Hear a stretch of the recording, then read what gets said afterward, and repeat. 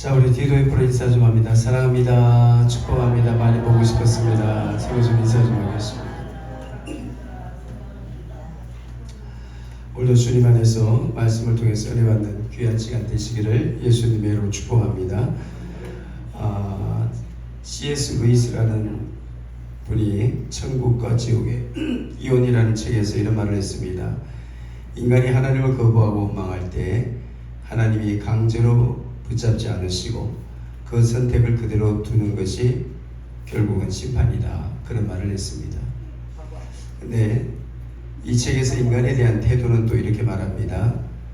그는 마음속에 품겨 늘 기도하기를 주여 내 뜻대로 되게 하옵소서 그렇게 원한다는 거죠. 그리고 그 마음속에는 하나님을 밀어낸다고 합니다. 근데 여기에 대한 하나님의 반응이 있습니다. 하나님께서 이렇게 하신다고 합니다. 그대의 뜻대로 되게 해주마.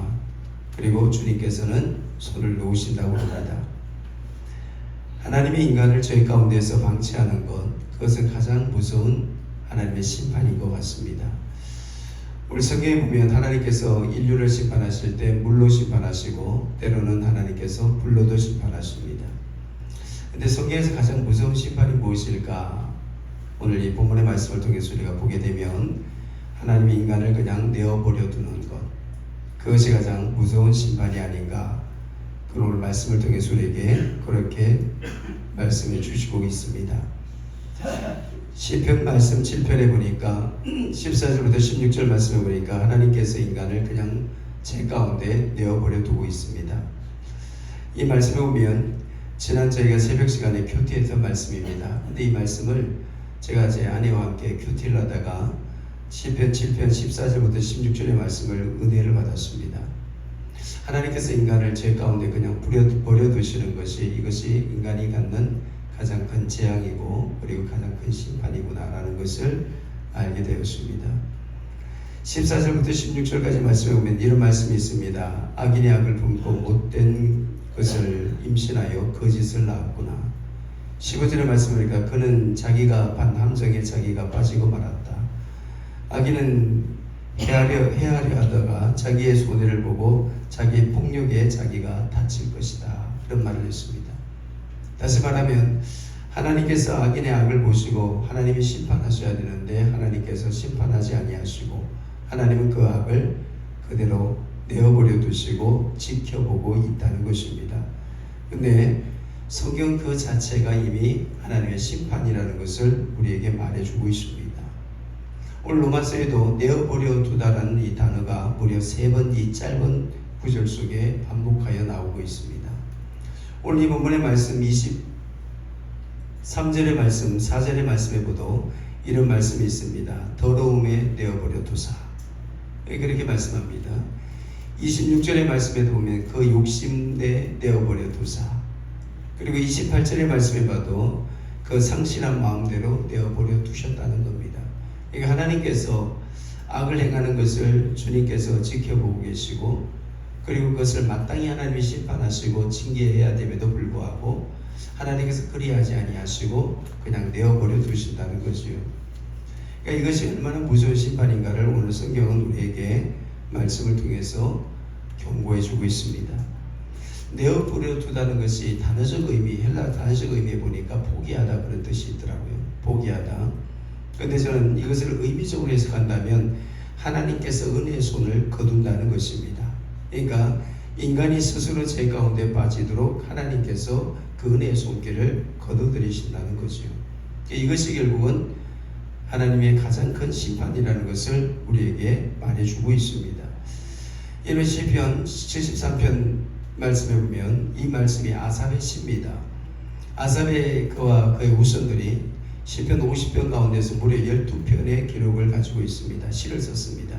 그런데 그 가운데 시편 13편 이 아삽의 시를 보게 되면 아삽이 영적인 큰 딜레마 속에 빠집니다. 이게 시편 13편 1절의 말씀에 보니까 그는 이렇게 말합니다. 나는 마음이 깨끗하고 정직하며 그리고 하나님의 말씀대로 내가 살기 위한 내게는 노력이 있었고 그리고 반드시 하나님께서 선한 분이심으로 내게 그것을 통하여 복을 줄 하나님을 내가 믿었다는 것입니다. 아삽은 그렇게 믿었습니다. 근데 2절의 말씀에 오니까 근데 이렇게 말합니다. 내가 실족하여 넘어질 뻔하였다 그럽니다. 내가 미끄러질 뻔하였다고 그런 말하고 있습니다. 그러고 나서 4절에 이런 말을 합니다. 아삽이 시를 쓰면서 뭐라고 그러냐면 그 악인을 보면서 저는 죽을 때에도 고통이 없다는 거죠. 그리고 건강하고 고난도 없고 재앙도 없다는 겁니다. 성경에서 아삽이 이 악인의 모습을 보면서 자기가 지금까지 하나님 앞에서 자기는 나름 믿음으로 살고 정직하게 살고 하나님의 말씀대로 순종하고 경건하게 살기 위해서 자기는 그렇게 살아왔다는 거지요. 근데 악인들의 모습을 바라보니까 악인들은 그렇게 살지 않아도 그들은 형통하고 그리고 죽을 때도 아무 고통도 없고 그리고 건강하게 살다가 고난도 없고 재앙도 받지 않는 그들의 모습을 보면서 그는 실족하여 넘어질 뻔하였다고 그는 이야기합니다. 또 이런 말이에요. 능력받고 압제하며 거만하고 사는 것에 아무런 문제가 없다는 겁니다. 여러분 어떠세요? 우리가 신앙생활하면서 우리가 겪는 이 영적 딜레마 아닙니까? 저와 여러분의 신앙생활하면서 우리가 믿음으로 살고 하나님의 말씀대로 우리가 순종하고 그 뜻대로 살기 위해서 우리가 늘 기도하지 않습니까? 그런데 악인의 형통을 보면서 우리가 간혹 한번 실족하여 넘어질 뻔할 때가 있습니다. 믿지 않는 분들 하나님 그 마음속에 하나님 두기를 거부하고 싫어하는 그 악인들을 보면서 오직 그 사람들의 삶의 형통을 바라보면서 우리가 넘어질 때 실족할 뻔할 때가 있다는 것이 이게 아삽의 고민이 아니라 바로 우리의 영적인 고민이기도 합니다. 여러분 13절에 아삽은 또 이런 말을 합니다. 내가 이렇게 믿음으로 사는 것이 내게 무슨 유익이 있겠는가. 그런 영적인 흔들림 속에 그가 빠지기도 합니다. 그리고 또 깊은 회의와 절망 속에서 그가 몹시 혼란스러워합니다. 그런데 14절의 말씀을 보니까 그는 또 이렇게 더 기가 막힌 말을 합니다. 내가 이렇게 살아서 뭐하는가. 나는 믿음으로 살았는데 그런데 나에게는 날마다 고난과 고통과 탄식이 있을 뿐이다. 이런 말을 해요. 그러니까 믿음의 삶의 결과가 결국은 무엇이냐면 고난과 고통과 탄식이 내게 늘 있었다. 그렇게 말합니다. 그런데 그가 하나님 앞에서 답을 얻습니다. 어디서 답을 얻냐면 17절의 말씀에 보니까 아삽이 하나님의 성소에 들어가서 기도할 때 비로소 하나님의 뜻을 깨달았다고 고백합니다. 그러니까 영적인 눈이 열렸던 거죠. 하나님의 영적인 눈이 열리고 나니까 하나님께서 왜 그들을 그냥 버려두시고 그리고 왜 그들을 그냥 내어버려 두시고 그리고 또 우리 인생에서 가장 큰 재앙과 심판이 무엇인가를 그는 나중에 성소에 들어가서 기도하다가 그것을 깨닫게 되었다는 겁니다. 가장 무서운 심판이 뭘까요? 하나님께서 우리를 그냥 내어버려 두시는 것. 우리가 죄를 지어도 그 죄 가운데 하나님께서 우리를 방치하고 그냥 내어버려 두는 것이 성경은 우리에게 가장 큰 무서운 재앙임을 우리에게 경고해 주고 있습니다. 근데 이 로마서 1장의 말씀에 보니까 하나님께서 원래 인간을 창조하실 때 그 속에 하나님을 알만한 것들을 그 안에 두었다고 말하고 있습니다. 그래서 성경은 19절의 말씀에 보니까 이렇게 말하죠. 이는 하나님을 알만한 것이 저희 속에 보임이라. 그러니까 하나님께서 인간을 창조하실 때 그 마음속에 뭘 두었냐면 하나님을 알만한 것을 두었어요. 근데 그 하나님을 알만한 것이 뭐냐면 인간의 양심이라고 할 수 있습니다. 그 마음의 지성소가 뭐냐? 인간의 양심입니다. 그러면 그 인간의 양심은 무엇에 대한 것을 하는 것이냐? 그 기능이 뭐냐? 그것은 하나님에 관하여 선과 악을 대한 분별하는 기능을 하고 있습니다. 그러니까 이 마음의 양심이라는 것은 하나님 보시기에 선한 것이 무엇이고 하나님 보시기에 악한 것이 무엇이냐? 거기에 대한 분별하는 것을 바로 우리가 양심이 하는 것입니다. 그 양심은 이미 도덕적인 기준을 이전부터 뛰어넘어 들어가는 것입니다. 그래서 여러분 선과 악에 대해서 선이 무엇이냐? 하나님 보시기에 좋은 것입니다. 그러면 악은 무엇이냐? 하나님 보시기에 좋지 않은 것을 악이라고 말합니다. 인간을 처음 창조하실 때 하나님께서 우리 인간의 마음 속에 뭘 두었냐면 바로 그 마음을 하나님께서 창조하셨고 그 마음 속에 하나님께서 지성소로 뭘 두셨냐면 양심을 두었습니다. 그거는 모든 인간에게 하나님께서 공평하게 하나님이 창조해 두신 것입니다. 그래서 인간은요 예수를 믿지 않든 믿든 간에 모든 인간 속에는 그 양심이 있습니다. 그 양심이 뭐냐? 하나님을 기준으로 하여서 이것이 하나님 보시기에 옳은 것이고 이것이 하나님 보시기에 옳지 않은 것이라는 바른 기준을 가지고 있습니다. 그래서 오늘 로마서 1장의 말씀해 보니까 이렇게 말합니다. 하나님을 알만한 것을 너희 속에 두었으며, 그리고 20절의 말씀해 보니까 분명히 보여 알게 되었다 그럽니다. 그러니까 안다는 말을 두 번 반복하고 있습니다. 그러니까 모든 인간의 마음속에는 뭐가 있느냐? 하나님을 알만한 것을 그 속에 두었다는 거예요. 그래서 여러분, 예수를 믿든 믿지 않든 모든 인간이 죽게 되면 뭘 하나님 앞에 가서 우리가 핑계치 못하냐면, 저는 주님을 모릅니다. 그리고 선거하게 대한 기준을 제가 모르고 살았습니다. 이것을 하나님 앞에서 핑계할 수 없다고 성경은 그렇게 이야기하고 있습니다. 그건 20절의 말씀이죠. 그러므로 저희가 핑계치 못할지니라. 그러니까 모든 인간은 하나님 앞에 가면 그리고 심판의 대상이 된다는 것을 로마서 1장을 통해서 우리에게 말씀해 주고 있습니다. 여러분, 우리가 축복이라고 말씀하지 않습니까? 축복이 뭘까요? 그것은 세상에서 말하는 물질적 성공이나 번영을 뛰어넘어서 하나님과의 올바른 관계를 말합니다. 하나님과의 올바른 관계가 우리에게는 그것이 바로 축복이 됩니다. 이 관계를 통해서 우리가 갖는 영적 유익이 뭐죠? 생명과 안식을 얻게 됩니다. 그래서 여러분, 이것을 다른 표현으로 한다면 이것을 바로 하나님의 임재라고 이야기할 수가 있습니다. 성경에서 말하는 축복은 바로 그런 의미가 있습니다. 그러면 하나님께서 말씀하시는 인간의 가장 큰 재앙이 뭐냐? 그건 다른 것이 아니라 하나님의 임재가 없는 것. 다시 말하면 하나님께서 내어버려 둔 인생이 가장 하나님의 큰 재앙이며, 그리고 그것이 심판이라고 말할 수 있는 것입니다. 여러분, 오늘 이 말씀을 우리가 가만히 한번 읽어보면 어느 곳 하나 편한 말씀이 없어요. 로마서 1장에 나와 있는 이 말씀 24절부터 32절 끝절까지 말씀해 보면 어디 하나 편하게 우리가 읽을 수 있는 이 본문의 말씀이 없습니다. 그런데 이 말씀을 읽다 보면 어떤 생각이 드냐면, 하나님을 마음에 두기 싫어하고 그리고 하나님의 은혜의 손길이 떠난 오늘 인간이 어떤 모습으로 살아가는 것인가에 대한 모습을 여기다 그대로 다 그려놓았습니다. 하나님이 없는 세상을 여기 그대로 다 그려놓았어요. 하나님이 없는 세상이 어떤 세상인가를 오늘 24절 말씀부터 32절까지 말씀에 그대로 다 그려놓았습니다.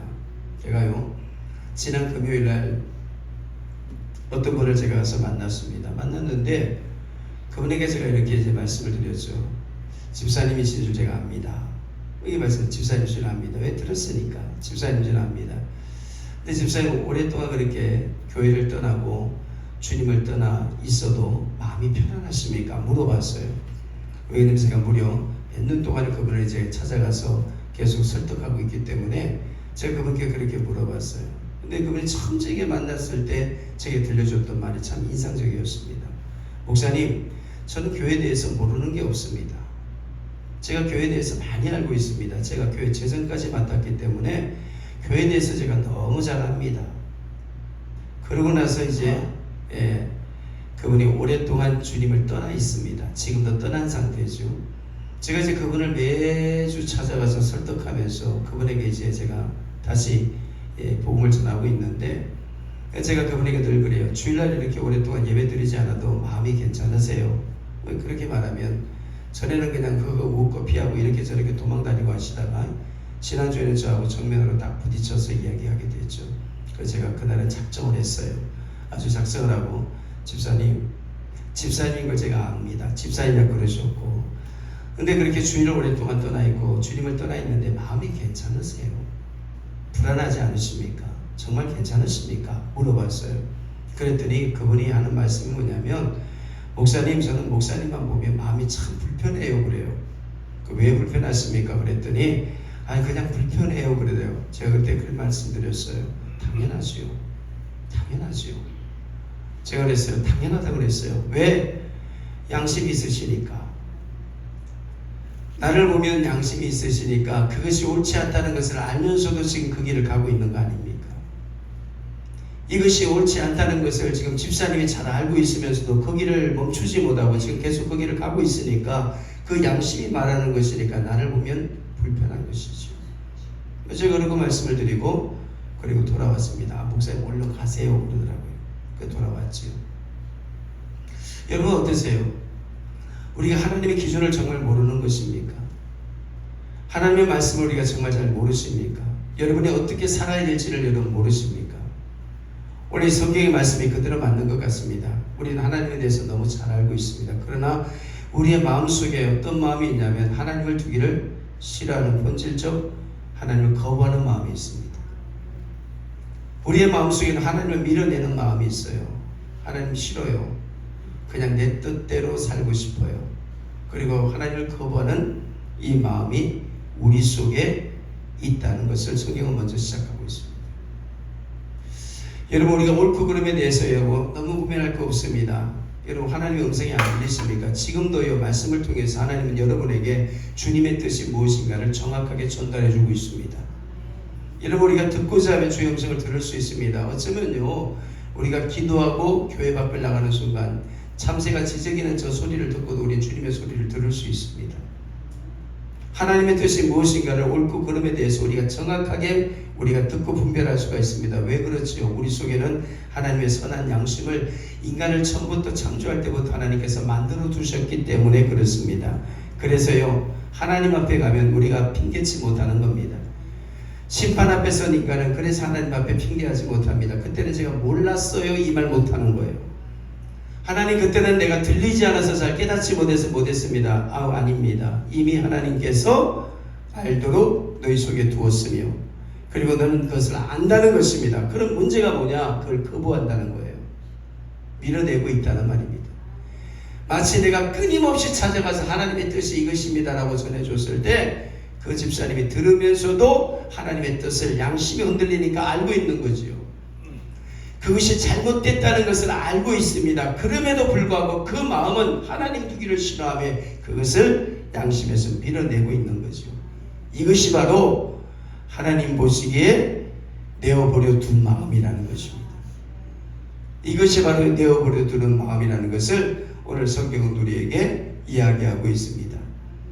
그런데 여러분 인간이 하나님을 거부할 때 여러분 어떤 일이 일어나는지를 오늘 본문의 말씀을 통해서 우리가 조금만 남은 시간 우리가 써가면서 한번 듣도록 그렇게 하겠습니다. 그러므로 앞에 말씀을 전제하고 시작합니다. 하나님께서 저희 마음의 정욕대로 더러움에 내어버려 두사 그랬습니다. 정욕대로라는 것은 무슨 말씀이죠? 너희 뜻대로 살아라 그 말입니다. 정욕이라는 이 단어 속에 담고 있는 의미가 뭐냐면 하나님을 내 속에 두기를 거부하는 마음, 그냥 내 뜻대로 살고 싶다는 겁니다. 주님, 그냥 내 인생은 제 뜻대로 살고 싶습니다. 그런데 거기에 대한 23절의 말씀은 더 구체적입니다. 성경은 이렇게 말합니다. 썩어지지 아니한 하나님의 영광을 썩어질 사람과 금수와 버러지 형상으로 우상으로 바꾸었느니라. 자, 어르신들 전 한번 볼까요? 우리가 우상 숭배 그러잖아요. 우상 숭배. 여러분 우상 숭배 목적이 뭘까요? 우상 숭배의 목적은 자기 숭배입니다. 결국은 무엇을 의미하냐면 우상을 숭배함으로 말미암아 내가 원하는 대로 내가 살아가겠다는 거예요. 하나님께서 내 인생에 간섭하지 마십시오 라는 것이 인간의 우상 숭배의 모습으로 나타나는 겁니다. 그러니까 우리가 우상 숭배한다는 것은 다른 의미가 있는 게 아닙니다. 하나님 내 인생에 관여하지 마십시오. 그냥 나는 내 인생의 우상을 삼아서 내가 내 인생 내가 원하는 대로 살아갈 것입니다. 그 이야기를 하는 겁니다. 그래서 인간은 하나님의 은혜의 손길이 떠나고 나면 가장 먼저 영적인 타락을 가져오는 것 중에 첫 번째가 요소가 뭐냐면 자기 숭배가 있습니다. 그걸 우상 숭배라고 하는 겁니다. 사람은 자기 속에 우상을 만들어 놓습니다. 그럼 목사님 우상이 뭡니까? 제가 아주 쉽게 짚어드릴게요. 주일날 예배 드리지 못하는 그 모든 마음들은 다 우상 숭배입니다. 하나님의 예배를 기억하지 못할 정도의 세상 속에 깊이 빠져있는 그 모든 것들은 우상적 요소라는 말이죠. 그게 우상 숭배입니다. 우상 숭배가 불상을 만들어 놓고 그 앞에 비는 것만이 우상 숭배가 아니라 우리의 마음의 우상 숭배는 하나님을 잊어버리도록 하는 요소들. 우리가 신앙생활하면서 하나님을 잊을 만한 모든 그런 요소들이 다 뭐가 되냐면 우상 숭배가 된다는 겁니다. 그건 자기 숭배입니다. 그건 자기 숭배하는 거죠. 우상 숭배하는 목적이 다른 건 아닙니다. 하나님, 내가 내 인생을 내가 원하는 대로 살고 싶습니다. 그래서 우상을 만들어 놓고 그 우상 앞으로 쫓아가는 것입니다. 그것이 바로 우상 숭배가 되는 겁니다. 그러므로 하나님께서 저희 마음을 정욕대로 어떻게 하십니까? 그냥 버려두십니다. 이게 얼마나 큰 재앙입니까? 큰 재앙입니다. 요즘에 아이들을요, 어른들이 보면서 굉장히 가슴 아파하지요. 굉장히 가슴 아파합니다. 왜냐하면 요즘 아이들을 보면 어른들의 말을 타지 않아요. 길에 지나가도 조그만 아이들이, 제가 어저께 보니까 초등학교 6학년짜리가 담배를 물고 있더라고요. 근데 어른이 지나가면서 너 왜 담배 꺼라 그러니까 아이가 반항을 해요. 반항을. 몇 학년짜리가요? 6학년짜리가. 아이들을 이제는 어른들로서 통제하고 그리고 교육하기가 굉장히 어렵습니다. 어려워요. 어렵습니다. 여러분 좀 한번 생각 좀 해보겠습니다. 하나님의 말씀을 가지고 우리를 통제하기 어렵다. 왜 그럴까요? 마음에 하나님을 두기를 싫어하기 때문에 그렇습니다. 통제불능이 되는 거예요. 우리가 욕심과 정욕에 이끌려 살고 우상 숭배를 쫓아가는 순간엔 하나님의 말씀을 통제하고 싶어도 통제당하지 않습니다. 거부하기 때문에. 거부하는 것입니다. 오늘 성경은 그것을 이야기하고 있습니다. 그래서 하나님께서는 정욕대로 더러움에 그냥 내어버려 두시는 겁니다. 이게 참 좋은 게 아닙니다. 좋은 게 아닙니다. 시편 7편의 말씀 그리고 5편, 6편 말씀에 보니까 우리가 새벽에 반복해서 나오는 단어들이 있더라고요. 그게 무슨 말씀이냐면 하나님의 징계와 견책과 그리고 하나님의 분노가 있다. 뭐 이런 단어들이 반복해서 나오더라고요. 근데 어쩌면 그 단어들이요 굉장히 우리 입장에서 보면 부담스럽습니다. 하나님 우리를 향해 분노하신다. 하나님 우리를 향해서 견책하신다. 징계하신다. 우리를 채찍으로 때리신다. 그런데요 거기까지만 해도 하나님의 사랑이 아직까지 있는 겁니다. 하나님의 경고가 있는다는 것은 하나님이 내 인생에 관여하시고 내 인생에 대해서 하나님 관심을 두신다는 말이죠. 그런데 이 본문의 오늘 말씀은 뭐냐면 내어버려 둔다는 것은 뭐냐면 네가 하고 싶은 대로 해보라는 거예요. 살고 싶은 대로 살아봐라. 그리고 주님은 은혜의 손을 걷어버리신다는 거죠. 이게 얼마나 무서운 징계입니까? 이게 인간에게서는 정말 무서운 징계라는 말씀이죠. 우리 인생에 뭔가가 잘못되었을 때는 하나님께서 우리 인생에 간섭해 주셔서 들어오셔서 그것이 잘못되었다고 브레이크를 걸어주시는 것, 이게 얼마나 축복입니까? 이게 축복인 거죠. 그런데 하나님께서 내 인생이 분명히 잘못된 길로 가는 것을 하나님께서 지켜보고 계심에도 불구하고 하나님이 그냥 보고만 계신다. 이것이 여러분 얼마나 큰 재앙이며 지금 내가 하나님의 심판을 받고 있는 것인가를 성경 우리에게 말해주고 있습니다. 우리 사랑하는 성도 여러분, 여러분의 인생살이에 여러 가지 어려움이 있겠지요. 때로는 고통도 있고 고난도 있을 수 있습니다. 그러나 어쩌면 그 인생의 고통과 고난이 우리 인생을 어쩌면 바로 잡을 수 있는, 바로 잡아주는 그런 어떤 요소일 수도 있다는 것을 우리가 알게 되지요. 어떤 사람이 말입니다. 항구에 가서 배를 타기 위해서 내려갔습니다. 배를 타기 위해 내려갔는데 항구에 도착했더니 배가 없어요. 그래서 선장이 물었습니다. 오늘 배가 뜨지 않습니까? 그랬더니 이 선장이 뭐라 그러냐면 오늘 배를 띄울 수 없습니다. 폭풍이 강해서 오늘은 배를 도저히 띄울 수 없습니다. 그랬어요. 그랬더니 이 사람이 뭐라 그러냐면 그래도 난 오늘 꼭 배를 타고 건너가야 된다고. 가야 오늘 내가 계약해야 될 건 있는데 그것이 파기된다고. 그래서 난 반드시 건너가야 된다고 그런 이야기를 했어요. 그랬더니 그 사람이 뭐라 그러냐면 오늘은 절대 바다를 건너갈 수 없다고. 오늘은 건너가면 이 폭풍에 배가 침몰할 수 있기 때문에 건너갈 수 없다고 그랬어요. 그래서 이 사람은 할 수 없이 가까운 여관에 들어가서 묵게 됩니다. 여관에 들어갔어요. 그런데 여관이 너무 초라하고 보잘것없어서 창문에 비가 새가 들어오고 그리고 이 사람은 비단 장소였기 때문에 비단을 가져갔던 비단은 다 물에 젖어버렸습니다. 비를 맞아 물에 젖어버렸고 그나마 가지고 있던 주머니 가지고 있던 돈 주머니는 또 어느 놈이 들어와서 훔쳐가지고 다 도망가 버렸습니다. 그러니까 이 사람은 그날 밤에 뭐라고 이야기했냐면 난 이제 쫄딱 망했다. 돈도 잃어버렸고 비단도 젖어버렸고 계약도 다 파기됐다. 내 인생 이제 다 망해버렸다. 그는 그렇게 이야기를 하고 있었어요. 그런데 다음날 아침에 눈 뜨고 항구로 나가보니까 항구가 웅성거리는 거예요. 사람들이 모여서. 그리고 말합니다. 어제 떠났던 그 배가 침몰했다는 거예요. 그리고 한 사람도 돌아오지 못했다는 거예요. 왜냐? 어제 그 선장은 분명히 나에게 배는 띄울 수 없다고 그랬는데 그런데 그 밤에 그 선장은 무리하게 배를 띄웠습니다. 그리고 사람들을 태우고 그리고 항해에 나갔습니다. 그런데 폭풍으로 인해서 배가 침몰했습니다. 그는 나중에 깨달았어요. 폭풍이 자기가 그 강을, 그 바다를 건너지 않은 것이 자기를 살렸다는 것을 깨닫게 되었습니다. 여러분, 우리 인생은요, 때로는 불행이 나를 살리는 벽이 될 수도 있습니다. 여러분의 인생의 고난이요, 여러분의 인생에 여러분의 생명을 살리는 벽이 될 수도 있다는 겁니다. 우리가 곧 내 뜻대로 되고 내 의지대로 되는 것만이 축복이 아니라, 때로는 내가 뭔가를 해보려고 하는데 안 될 때, 그 안 되는 것이 어쩌면 하나님의 뜻일 수도 있다는 것을 이 이야기를 통해서 우리에게 알려주고 있습니다.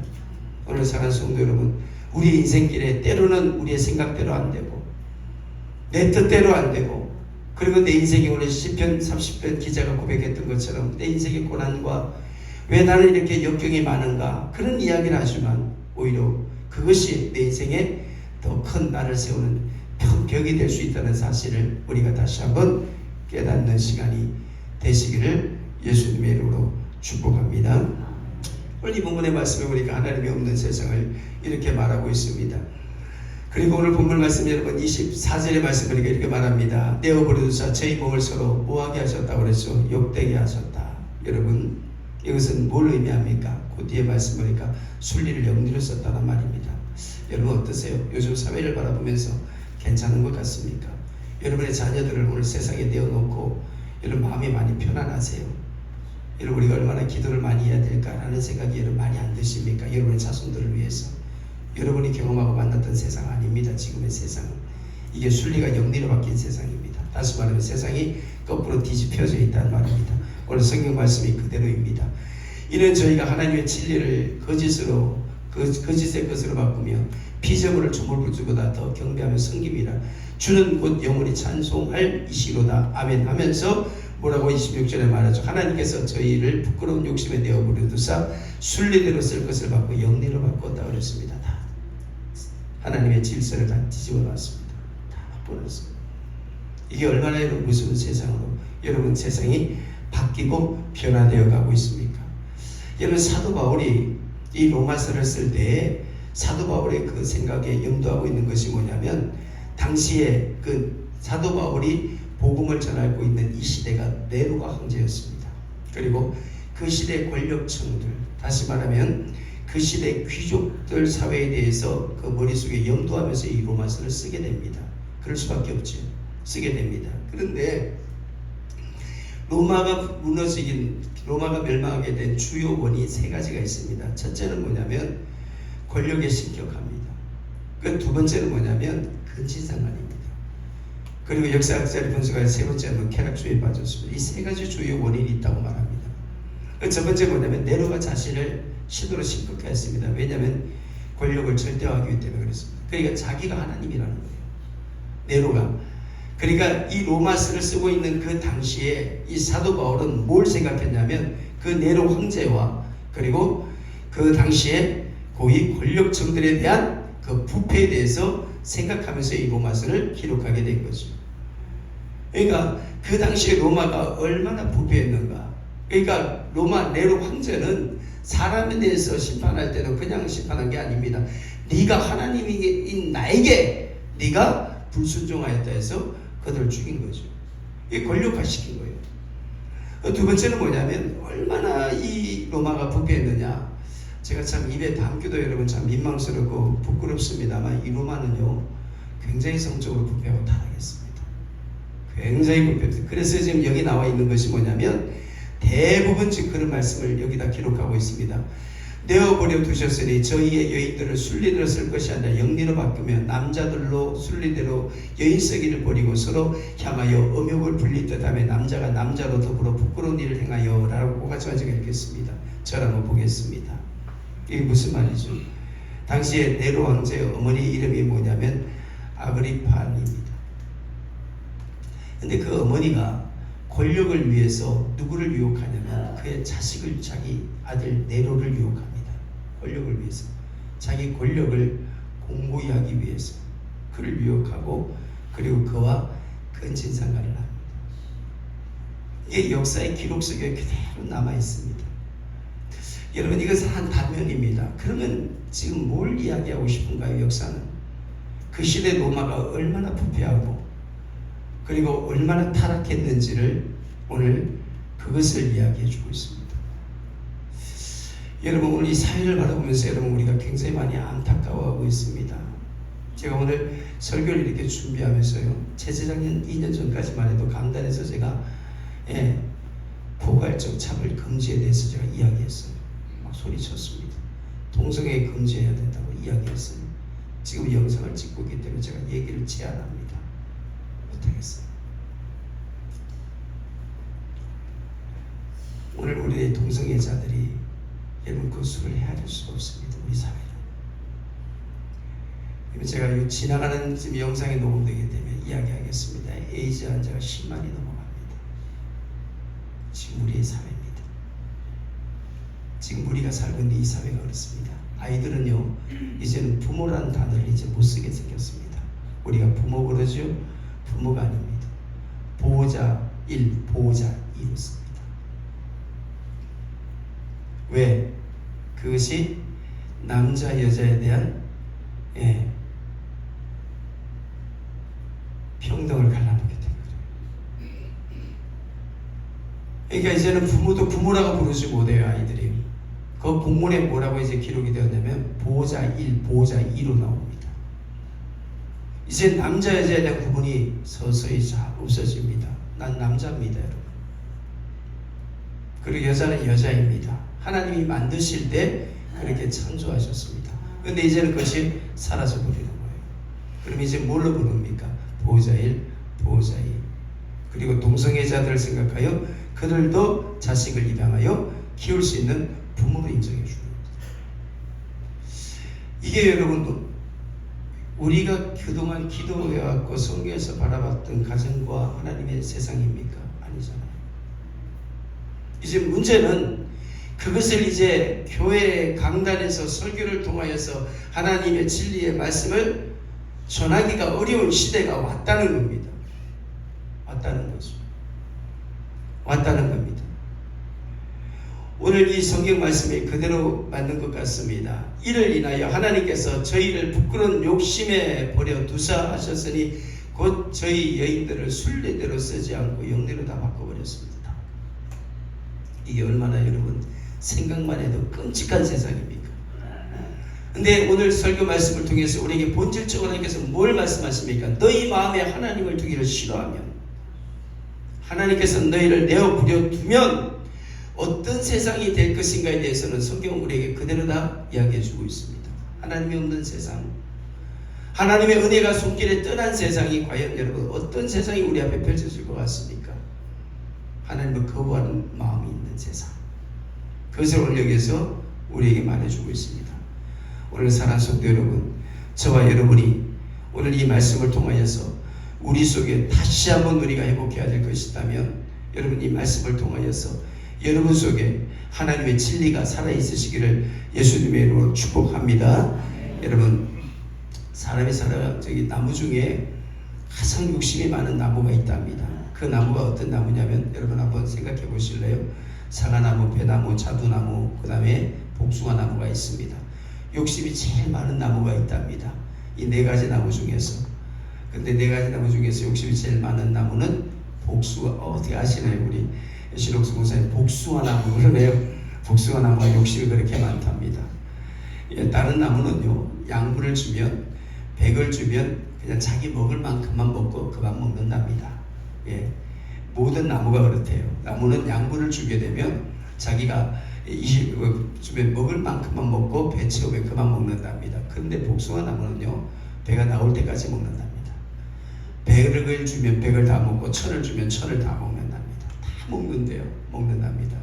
문제는 많이 먹고 나서 잎사귀가 아주 무성하답니다. 열매를 하나도 안 맺는데요. 그래서 복숭아 나무를 키우는 기술자들은 그 양분을 복숭아가 다 먹지 못하도록 비탈길에 배수가 잘 되는 곳에 나무를 심는답니다. 그래서 복숭아 나무는요, 약간 비실비실한 게 좋은 열매를, 단 열매를 많이 맺는데요. 그래서 그게 기술이랍니다. 복숭아 나무는 그래서 좋은 열매를 얻는다고 그래요. 그럼 한번 이렇게 말씀드려볼까요? 욕심과 정욕이 뭘까요? 하나님과 정 반대되는 길입니다. 입은 무성한 것 같은데 그 속에 열매가 없어요. 이것이 바로 어떤 세상을 말하고 있습니까? 하나님께서 말씀하시는 하나님을 내어버려 두는 세상을 말합니다. 사랑하는 성도 여러분, 우리가 살아가고 쫓아야 될 것은 다른 것이 아닙니다. 진리의 말씀을 쫓으시고 그 말씀을 따라가는 여러분 되시기를 예수님의 이름으로 축복합니다.